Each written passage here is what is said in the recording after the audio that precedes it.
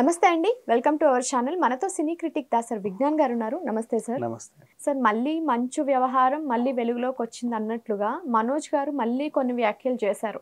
అంటే ఎప్పటిలానే నన్ను సంక్రాంతి చేసుకోనివ్వట్లేదు, నా సొంత ఊరికి రానివ్వట్లేదు, ఇంట్లోకి రానివ్వట్లేదు అనేసి ఆయన చాలా వ్యాఖ్యలు చేశారు. సో ఇలా అన్నీ చెప్తున్న క్రమంలోనే ఆయనకి సడన్గా కడుపు నొప్పి రావడం, ఆ మీడియా ముందు అప్పటికప్పుడు ఆయన అక్కడి నుంచి వెళ్ళిపోవడం, ఇలా చాలా విషయాలు జరిగాయి కదా. అంటే ఆయన చెప్పినవన్నీ నిజమేనంటారా? సంక్రాంతికి వెళ్ళనివ్వకపోవడం. First of all Manchu Manoj ఏమీ చెప్పినా సరే అది నిజం అనుకోవడానికి లేదు. 100% అది అబద్ధమే. హ్యాపీగా డిక్లేర్ చేసుకోండి. నేను ఓపెన్గానే చెబుతాను. ఓకే. దీంట్లో ఏమీ లేదు. నేను ఎవరికి ఇది చేసేది లేదు, ఎవడేమైనా అంటే భయపడేది కూడా లేదు. మీకెలా తెలుసు అంత కరెక్ట్గా? అంత కరెక్ట్గా అంటే ఓపెన్గా తెలుస్తుంది కదమ్మా. 1 సెకండ్. ఇప్పుడు ఈ సిచ్యువేషన్ చెప్తున్నా, ఇంతకుముందు వదిలేద్దాం. ఓకే. మొన్న అక్కడ తాగొచ్చి తలుపులు దాన్ని వదిలేద్దాం, వాళ్ళ మధ్యలో ఏం జరిగిందో అని ఉంటుంది. అంత ఓపెన్గా మోహన్ బాబు గారు వాయిస్ రిలీజ్ చేశారు. ఒరే చిన్నప్పటి నుంచి నిన్ను చాలా ఇష్టంగా పెంచుకున్నాము, ముద్దుగా పెంచుకున్నాము, అందరికంటే ఎక్కువ వాల్యూ నీకే ఇచ్చాము, ఎక్కువ ఫ్రీడము నీకే ఇచ్చాము, మంచి స్కూల్లో నిన్నే చదివిచ్చాము, ఇవన్నీ చెప్పుకుంటూ వచ్చాడుగా. ఎందుకురా అలా చేస్తున్నావు, ఎందుకు ఇలా చేస్తున్నావు, నీకు ఏమైంది, నీ మైండ్కి ఏమైంది అనేది ఆయన చెప్పాడు. బట్ అందులో ఒకటి ఏంటి కన్క్లూషన్, నువ్వు ఇక్కడ రావడానికి వీల్లేదు, ఇదంతా నా ఆస్తి, నేను సంపాదించుకుంది, నేను అంటేనే నీకు వస్తుంది, నీ తాతల కాలం నాటి ఆస్తి ఏమీ లేదు ఇక్కడ, నేను రూపాయి పోగు చేసి సంపాదించుకుంది, నీకు ఎలాంటి హక్కు లేదు, నేను అంటే నీకు ఇస్తా, నా ఇష్టం, లేదంటే లేదు, గెట్ లాస్ట్ నువ్వు చేసిన విధ్వంసానికి. అక్కడైతే మన క్లారిటీ ఉందిగా, డన్. ఇప్పుడు మళ్ళీ వీళ్ళు సెలబ్రేట్ చేసుకుంటుంటే నువ్వు తలుపులు దాడడానికి వెళ్ళావంటే దీని అర్థం ఏంటి? ఉద్దేశపూర్వకంగానే వెళ్ళావు.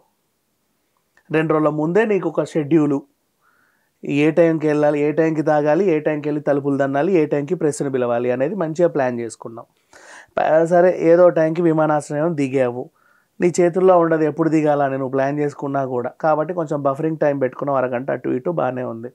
ఆ తర్వాత ఏంటి, మూతులు కాతులు కాళ్ళు చేతులు కడుక్కోవడానికి లగేజ్ దగ్గర పెట్టాలి, ఇంటికా పర్మిషన్ లేదు, ఏ కజినో ఇంట్లో పడేయాలి, మోహన్ కాలు చేతులు కడుక్కున్న తర్వాత వెంటనే దండయాత్రకు బయలుదేరాలి.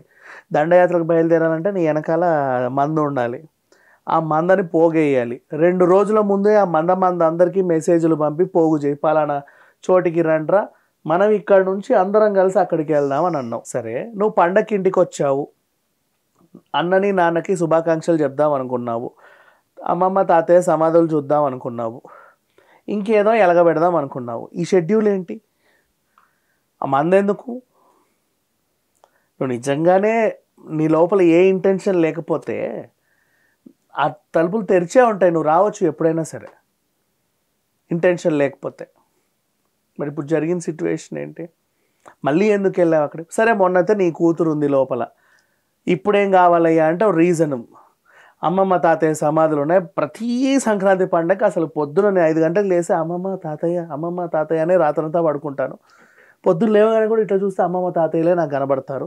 గబగబా ఫ్లైట్ ఎక్కేసి అక్కడ పూల కూర్చొని పెట్టేసి ఓ దీపం వెలిగిస్తే తప్ప నాకు ఆత్మశాంతి ఉండదు అన్నట్టు చెప్పుకు చచ్చావు.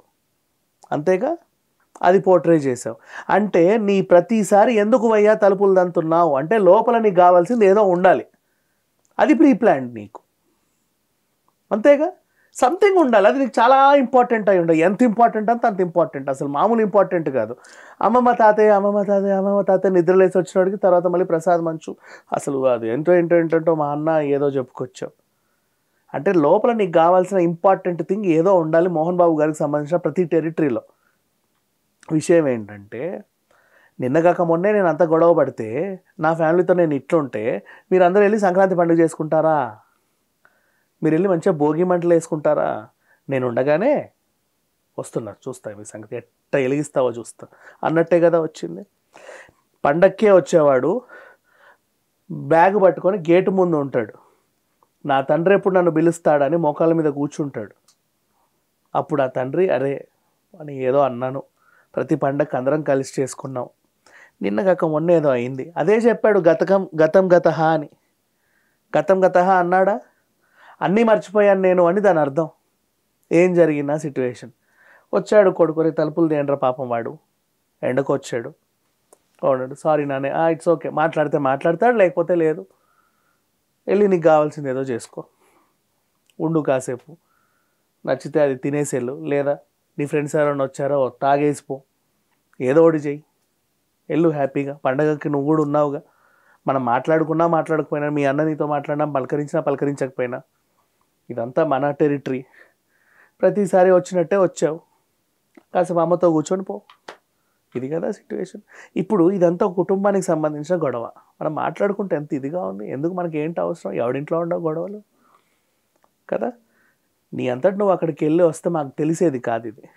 నువ్వు ప్రెస్ని ఎందుకు పిలుస్తున్నావు ప్రతిసారి, అవసరం ఏంటి, నీ ఇంటి పంచాయతీకి ప్రెస్కి సంబంధం ఏంటి. నేను దిగాను, రండి రండి రండి రండి, అటు వెళ్తున్నాను, రండి రండి. ప్రెస్కి షెడ్యూల్ పెట్టాడు, ఈ టైంకి వాళ్ళే ఇక్కడికి వచ్చారా ఈయన పిలిచారా? పిలిచాడు. రారు ప్రెస్ ఎప్పుడు పిలవంది, వాళ్ళకేం తెలుసమ్మా సమాజంలో ఎక్కడేం జరుగుతుంది అనేది. హాయిగా కూర్చుంటే నువ్వు పిలిచి పిలిచి తీసుకొచ్చావు, కావాలంటే అడుగు ప్రెస్ వాళ్ళందరినీ. పిలిచాడు, వాళ్ళు అందరినీ పిలిచాడు, మందని పోగేశాడు. ఈ మంద ఈయన రాకముందు నుంచే మొత్తం దేశమంతా ఫ్లెక్సీలు వేసేయాలి, ఎయిర్పోర్ట్ నుంచి మొత్తం అసలు ఎంబీయూ యూనివర్సిటీ వరకు రెడ్ కార్పెట్ పరిచి పెద్ద బాజా భజంత్రీలు వేసి ఒక ఊరేగింపుగా తీసుకురావాలన్నమాట. ఫ్లెక్సీలు తీసేశారట. అవునమ్మా, ఊరందరికీ సంక్రాంతి పండగ చేసుకోవడానికి వాళ్ళందరూ ఉన్నారు, ఊరందరూ డిసైడ్ అయ్యారు. నువ్వు కేవలం పండగని డిస్టర్బ్ చేయడానికి మాత్రమే వచ్చావు, అది తెలుసు, నువ్వే చెప్పావు, నేను డిస్టర్బ్ చేయడానికే వస్తున్నానని చెప్పుకొనే వచ్చావు. పండగకు వచ్చేవాడు షెడ్యూల్ పెట్టుకోరమ్మా, నీకు నచ్చినట్టు. ఇప్పుడు నా తల్లి దగ్గరికి నేను 1:30కి వెళ్తాను, నా తల్లిని 1:32కు వాటేసుకుంటాను, నా తల్లి ఎమోషన్ 1:33కి అయిపోద్ది, నేను 1:35కి అక్కడ నుంచి వచ్చి మళ్ళీ చెల్లి దగ్గరికి వెళ్తాను. ఇవే ఎమోషన్స్, నీ చేతుల్లో ఉండవు, వాళ్ళ చేతుల్లోనూ ఉండవు. నువ్వు ఎంతసేపు ఉన్నా వాళ్ళ కంటికి ఇంపుగానే ఉంటుంది, పొమ్మనరు. నువ్వు పండగకి షెడ్యూల్ వేసుకొని వస్తారు ఎవరైనా, ఈ టైంకి ఇటు ఈ టైంకి ఇటు అని. నరేంద్ర మోడీ కూడా ఇట్లాంటి షెడ్యూల్ ఎలక్షన్ ప్రచారాలకి. అక్కడికి వెళ్తే జనాలు ఎంతసేపు ఉంచుతారో తెలియదు, ఒక సందర్భం గురించి మాట్లాడితే ఎంతసేపు మాట్లాడాలో తెలియదు. ఆలస్యం అయితే అయింది, కావాలంటే నెక్స్ట్ చూసుకుందాం, అలా ఉంటారు వాళ్ళు. ఓకే, ఆయన కడుపు నొప్పి కూడా అబద్ధం అంటారు అయితే? నేను ఒకటి చెప్తున్నా విను, ఇప్పుడు వచ్చావు, నీకు అనుకూలంగా అక్కడ ఏమీ జరగల, సర్లే చావడండి అని ఒక పిలుపు వచ్చినందుకు పోలీసులతో పాటు వెళ్ళావు, వచ్చావు, సాటిస్ఫై అవ్వాల, వాళ్ళు బాగానే ఉన్నారు, ప్రెస్ మీట్ పెడతానే ఉన్నావు, ఇది అన్యాయం అక్రమం అని రెగ్యులర్ వాగావు, కొత్త స్పీచ్ ఏమీ లేదు, అందించే వాళ్ళు లేరు, టైంకి అక్కడి నుంచి ముగించాలి ఓ సభని, ఏం చేస్తావు, నువ్వు అడ్డం పడితే కదా ఆడ నుంచి పోవచ్చు. అంటే ఆయన మీద దాడి జరిగింది అందుకే ఈ నొప్పులు అన్నట్టు. ఎక్కడ దాడి జరిగిందమ్మా, పోలీసులతోనే పాటు. లాస్ట్ టైం అంటే సరే ఒప్పుకుందాంలే, అప్పుడు చూడలేదు, ఇప్పుడు నువ్వు వచ్చిన ప్రతిసారి పోలీసుల కనిపెడతానే ఉన్నారుగా, నువ్వు పిలవకపోయినా అవతల యూనివర్సిటీ దగ్గర దాడులు జరిగాయనేసి. ఏం జరగలేదు మా, జరిగి నువ్వు వచ్చేది అందరూ ఫోన్లు పట్టుకునే ఉన్నారు, నీ మనుషులు కూడా ఉన్నారు, మొత్తం నీ మనుషులే ఉన్నారు. ఏ ఒక్కటి ఫోటోలు గిట్టలు తీయడా, నిన్న ఎవరన్నా గుద్దినా కొట్టినా చంపినా, ఇవన్నీ కూడా ఫేక్, ఏది కూడా నమ్మాల్సిన అవసరం లేదు. అదంతే, కేవలం పెద్ద ఆయన పండగ చేసుకోవద్దు, నన్ను కాదన్న మీరు ఎట్లా పండగ చేసుకుంటారు, నేను ఉన్నంత రోజులు మీరు ఎలా ఆనందంగా ఉంటారు అన్నట్టుగానే వచ్చిన సిట్యువేషన్ ఇది, అంతకుమించి ఇంకేమీ లేదు, ఇలాగే చూడాలి దీన్ని.